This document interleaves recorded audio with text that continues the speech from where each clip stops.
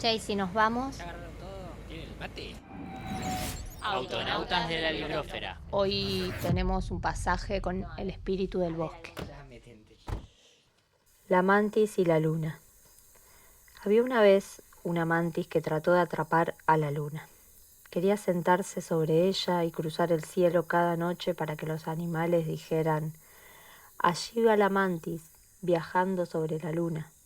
Seguro que es una diosa. Tendríamos que adorarla. Entonces la mantis al fin cabalgaría majestuosamente y contemplaría desde las alturas el inmenso desierto desolado donde vivía, las espinas de camello, los lechos secos de los ríos y las manadas de gacelas que alzarían hacia ella la mirada. Estaría orgullosa porque la tomarían por una diosa y todas las criaturas la reverenciarían. Pero la mantis no era más que un insecto y la luna estaba muy lejos. Si ni siquiera las aves nocturnas, cuyas sombras se deslizaban sobre la faz de la luna, llegarían jamás a alcanzarla. ¿Cómo iba a volar hasta allí la mantis? Con sus alas cortas y zumbadoras. A pesar de todo, la mantis no era una soñadora, y cuando se balanceaba sobre un tallo o reposaba en una hoja ahuecada, no pensaba más que en la luna y en cómo llegar hasta ella. La luna era esquiva, pues no siempre salía a la misma hora. La mantis decidió atraparla cuando se asomaba por el horizonte. Entonces trepaba despacio hacia el cielo, grande y pesada. Ya en lo alto, cuando se la veía blanca, estaba muy lejos. Se movía veloz y muchas veces desaparecía antes de llegar al horizonte lejano, empalideciendo y convirtiéndose en una especie de jirón de nube olvidado en el resplandor naciente del sol. La mantis esperó impaciente todo el día hasta que las sombras salieron debajo de las piedras y los arbustos. Permaneció vigilante hasta que el cielo se volvió de un verde pálido, allá donde la última luz diurna se encontraba con la oscuridad azulada. Y cuando salió la luna, llegó tan silenciosa que casi ni la vio. Allí estaba, enganchada en las ramas de una espina de camello. La mantis voló a trompicones hacia el árbol tan deprisa como pudo. Luego se precipitó tronco arriba y medio corriendo, medio volando, trepó entre las espinas y las frondas pendulares de minúsculas hojas ovales. Tenía la luna justo encima, prendida en las pequeñas ramas de la copa. Siguió trepando con mucho esfuerzo, dio un brinco, perdió el equilibrio y cuando lo recobró y se dispuso a saltar de nuevo, la luna ya se había ido. Estaba sobre las ramas ahorquilladas de los baobab, reposando tranquilamente, según parecía, a la espera de que la mantis se levantara de allí.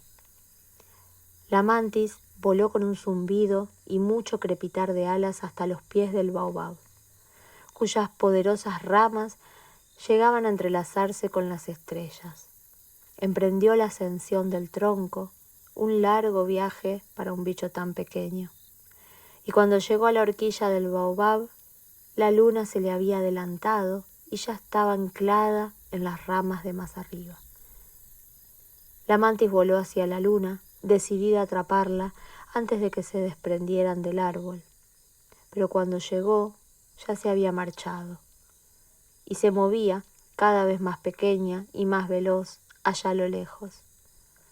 A medida que iba menguando, la luna se retrasaba un poco en salir cada noche.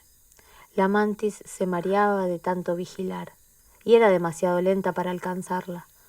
Había ocasiones en que la luna no salía en absoluto, y las criaturas del desierto se inquietaban. Pues aunque la luna siempre volvía, fina, curva y flexible como un arco de caza, para alumbrar los campos donde pastaban, quizá alguna noche se dejaría caer y caer en las inmensidades del firmamento que había bajo la tierra y nunca más volvería a alzarse sobre el desierto. La mantis trató de atrapar a la joven luna nueva. pero era ágil y veloz que ni siquiera las acacias consiguieron retenerla con sus afiladas espinas blancas. «Prepararé una trampa», declaró la mantis. Trenzó una cuerda con hierba seca, hizo un lazo y lo ató a un palo. Se ocultó entre las rocas de un altozano para estar por encima de la luna cuando saliera, llena, naranja y tan pesada como una calabaza rebosante de espesa cuajada. Cuando su lazo se perfiló contra la luna, la mantis tiró con fuerza, convencida de que la luna quedaría atrapada en el lazo suficiente rato como para trepar hasta ella. Pero el lazo se anudó sobre sí mismo y cayó al suelo. La luna se alzó tranquilamente hacia el cielo. La mantis se refugió en un arbusto para pensar, y allí, mimetizada con el marrón de las hojas muertas, enredadas en la maraña de tallos, estuvo dando vueltas al asunto. Tenía que ingeniárselas como fuera para atrapar a la luna y cabalgar sobre ella. De no ser así, ¿cómo alguien tan pequeño podría convertirse en un dios? Era el único sistema para ganarse la atención y las alabanzas de los animales. Cortó un palo, lo afiló y lo plantó en la cima de una colina. La luna se quedaría allí clavada como una enorme flor blanca de baobab atravesada por una espina.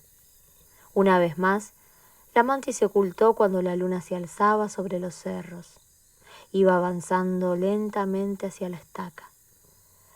«¡Ah, luna estúpida!», gritó la mantis. «Ahora sí que te he atrapado».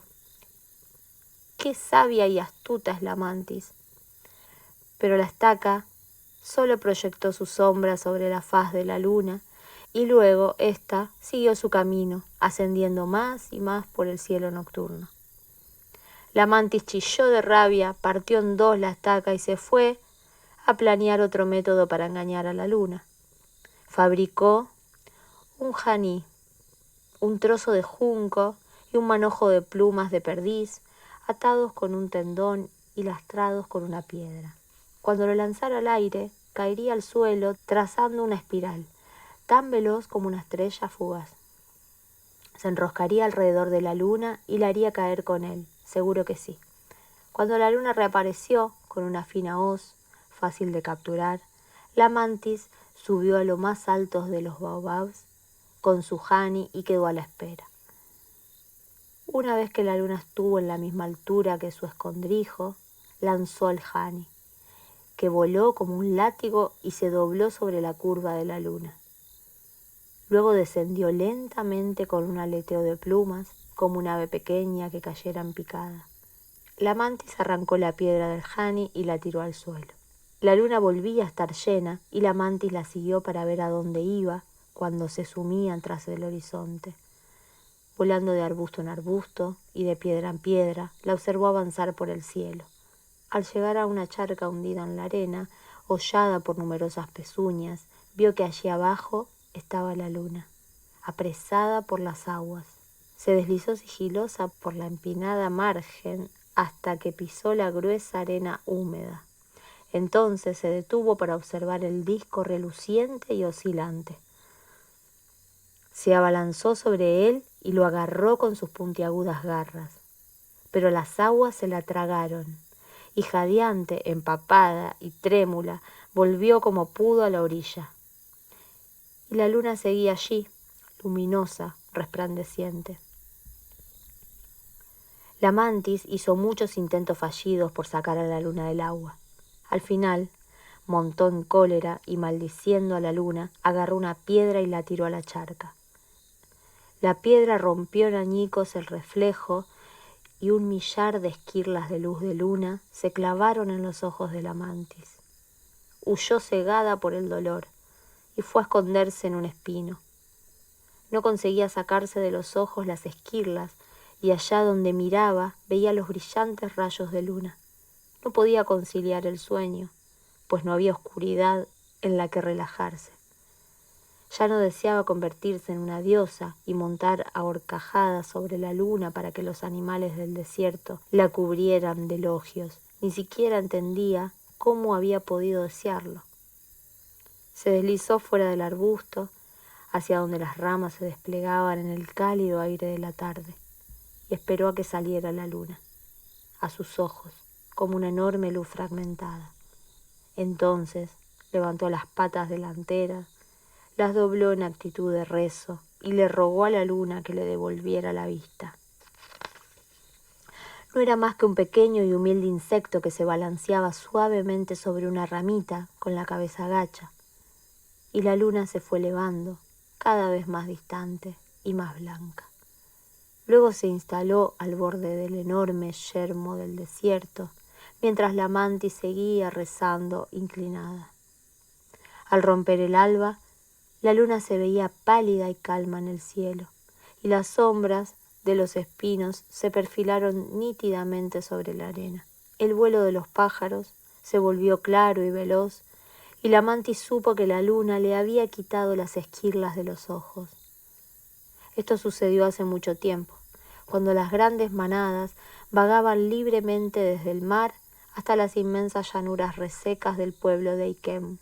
Pero los hijos de la mantis siguen viviendo allí, marrones o verdes, como las hojas que mudan de color con las estaciones, y se sientan con las patas delanteras levantadas para alabar a la luna, que perdonó y devolvió la vista a su antepasada, el pequeño insecto de alas cortas que una vez deseó convertirse en diosa.